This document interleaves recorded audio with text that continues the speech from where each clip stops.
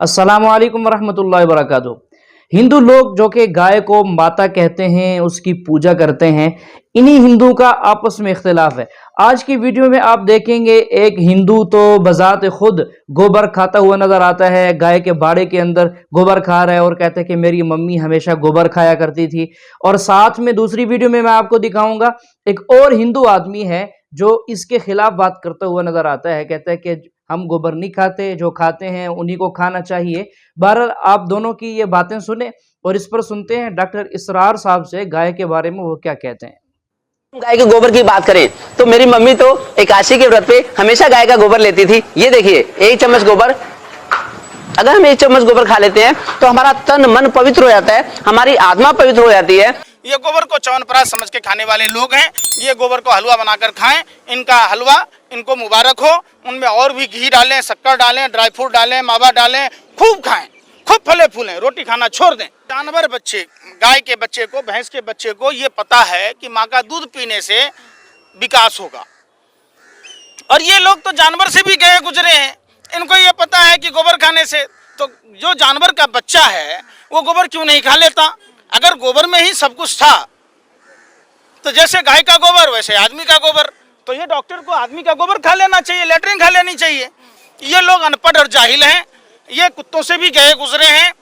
जानवर के बच्चे जब गोबर देते तो जानवर को खाना चाहिए ना, ये तो जानवरों से भी गए गुजरे हैं। अगर गोबर में ही सब कुछ होता तो हमारे जो इतने साधु संत हुए, जो देश में इतने जो आबादी है, वो अन्न क्यों खाती है, वो फल क्यों खाती है, वो ड्राई फ्रूट क्यों खाती है? सब गोबर ही खा लेता, ड्राई फ्रूट से ज्यादा महंगा गोबर मिलता। क्योंकि सुप्रीम कोर्ट ने भी कहा है कि मैं आपको सुप्रीम कोर्ट की वाणी बता रहा हूं, मेरा नहीं है। सुप्रीम कोर्ट का कहना है कि एक गाय का गोबर जो होता है वो कोहिनूर हीरे से भी ज्यादा महंगा होता है। सुप्रीम कोर्ट का वाणी है। जो गोबर है उससे कोहिनूर का हीरा भी निकलता है, ये भी एक चैनल पे दिखाया गया था बाकायदा। बिल्कुल, वो गोबर पात्रा ने बोला था। अगर अंग्रेजों को पता होता कि गोबर में कोहिनूर है तो कोहिनूर नहीं ले जाता, गाय को ही ले जाता, समझिए, गोबर को ले जाता, वहाँ कोहिनूर निकालता रहता, ढूंढता रहता। वो वही हरामखोर है राष्ट्रीय जोकर, जो 12 हिंदू राव में जब डॉक्टर था तो महिला के साथ क्या किया वो सबको पता है। चुनाव के समय में वो कपड़ा पहन लेता है, धार्मिक कपड़ा पहन लेता है, चंदन टीका लगाकर लोगों के झुग्गियों में जाता है। जब वहीं झुग्गी तोड़ा जाता है, जब गरीब आदमी को उजारा जाता है, तब वो नहीं नजर आता है। किसी भी धार्मिक शास्त्रों में कहीं गोबर खाना नहीं लिखा हुआ है। अगर एकादशी के कथा का किताब अगर उलट के देखेंगे तो वहाँ निराहार की बात की गई है, वहाँ फलाहार की बात की गई है, वहाँ गोबर खाने की तो बात ही नहीं की गई है। तो धर्म का ज्ञान इन लोगों को है नहीं। और याद करो जबकि मूसा ने अपनी कौम से कहा, यकीनन अल्लाह तुम्हें हुक्म देता है कि गाय को ज़िबा करो। ये वाकया मैं पहले आपको बता दूं, फिर हम ये आयात तेजी से पढ़ लेंगे। बनी इसराइल में एक शख्स कत्ल हो गया, आमील नामी, और कातिल का पता नहीं चल रहा था। अल्लाह ताला ने हजरत मूसा के जरिए से हुक्म दिया कि एक गाय को ज़िबा करो और उसके जिस्म के एक टुकड़े से इस मुर्दे को छुओ, वो जी उठेगा और वो बता देगा मेरा कातिल कौन है।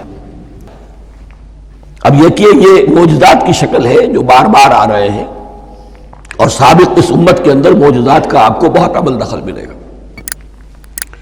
इसमें एक तो यह कि गाय को ज़िबा करना, वो गाय के तकद्दुस का जो उनके दिल में ज़हन में था, तो ज़िबा करने से उसके ऊपर भी गोया कि एक तलवार चलाई गई, और फिर उन्हें दिखा भी दिया गया कि एक आदमी जिंदा भी हो सकता है। बात से बादुल मौत का भी एक नक्शा दिखा दिया गया उन्हें। लेकिन इन्हें जब यह हुक्म मिला और उनके दिलों के अंदर वो बछड़े की और गाय की तकदीस जो है वो पिली हुई थी, अब इन्होंने सवाल करके किसी तरीके से बचने के लिए मीन मेख निकाली, कैसी गाय हो, क्या रंग हो, किस तरह की हो, किस उम्र की हो। फिर आखिर ये कि जब हर तरफ से घेराव उनका हो गया और सब चीजें जो है उनके सामने वाजे कर दी गई, तब उन्होंने यूं समझिए चारों नाचार बादिल नाखास्ता उस हुक्म पर अमल किया। बस अब तर्जुमा कर लीजिए। वइज़ मूसा लिक़ौमिही इन्नल्लाह यामुरुकुम अन तज़बहू बक़रा, और याद करो जबकि मूसा ने कहा अपनी कौम से कि अल्लाह हुक्म देता है तुम्हें कि गाय को ज़िबा करो। क़ालू अतत्तख़िज़ुना हुज़ुवा, उन्होंने कहा क्या आप हमारे साथ कोई ठट्ठा कर रहे हैं, मजाक उड़ा रहे हैं, ये क्या बात आप कह रहे हैं? قال اعوذ باللہ ان اکون من الجاہلین، فرمایا میں اللہ کی پناہ طلب کرتا ہوں اس سے کہ میں جاہلوں میں سے ہو جاؤں، کہ میں ان دین کے معاملات کے اندر استہزاء اور تمسخر کو شامل کر دوں۔ قالوا ادع لنا ربک یبین لنا ما ہی، اب انہوں نے کہا اچھا ایسی بات ہے تو ذرا اپنے رب سے دعا کیجئے کہ وہ ہم پر واضح کر دے کہ وہ کیسی ہو۔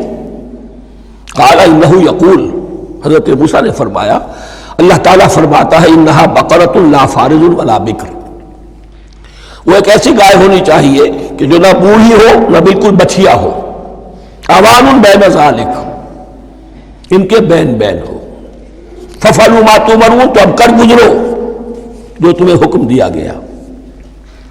قالوا ادع لنا ربک یبین لنا ما لونھا، اب انہوں نے پھر کہا ذرا ایک دفعہ اور دعا کیجئے اپنے رب سے جو ہمیں بتا دے اس کا رنگ کیسا ہونا چاہیے۔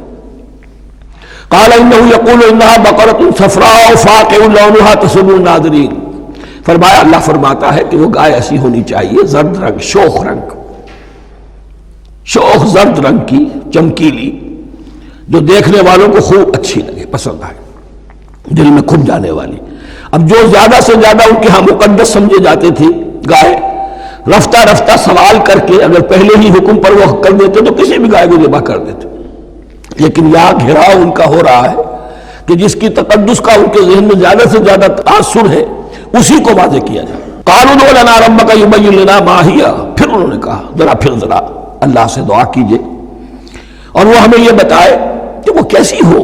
ان البقرہ تشابہ علینا، یقیناً ہم کچھ شبہ میں پڑ گئے ہیں، یہ گائے کا معاملہ مشتبہ ہو گیا ہے ہم پر۔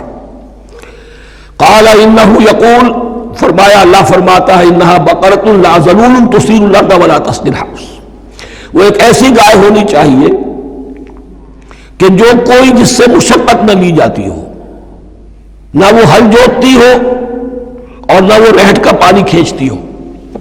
تسیر الارض، نہ تو وہ زمین کو جوتنے میں ہل چلانے میں کام میں لی جائے، ولا تسقی الحرث، اور نہ کھیتی کو پانی پلانے کے لیے وہ پانی کھینچنے میں استعمال کیا جائے۔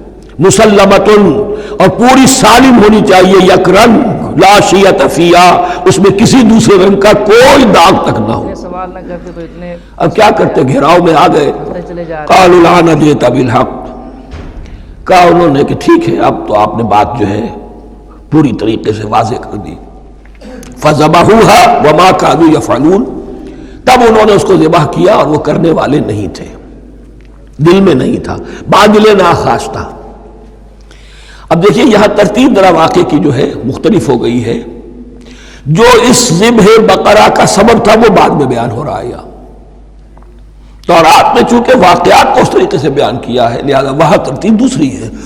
وَإِذْ قَتَلْتُمْ نَفْسًا فَادَّارَأْتُمْ فِيهَا، اور یاد کرو جب کہ تم نے ایک جان کو قتل کیا تھا اور اس کا الزام تم ایک دوسرے پر لگا رہے تھے، یعنی کسی کا پتہ نہیں چل رہا تھا قاتل کون ہے۔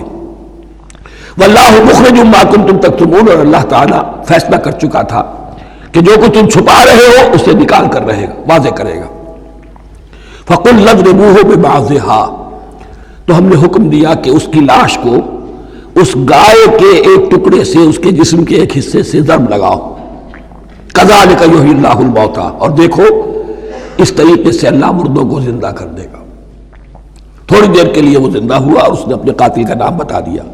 وَيُرِيكُمْ آيَاتِهِ لَعَلَّكُمْ تَعْقِلُونَ، اور وہ تمہیں دکھاتا ہے اپنی آیات تاکہ تم عقل سے کام لو۔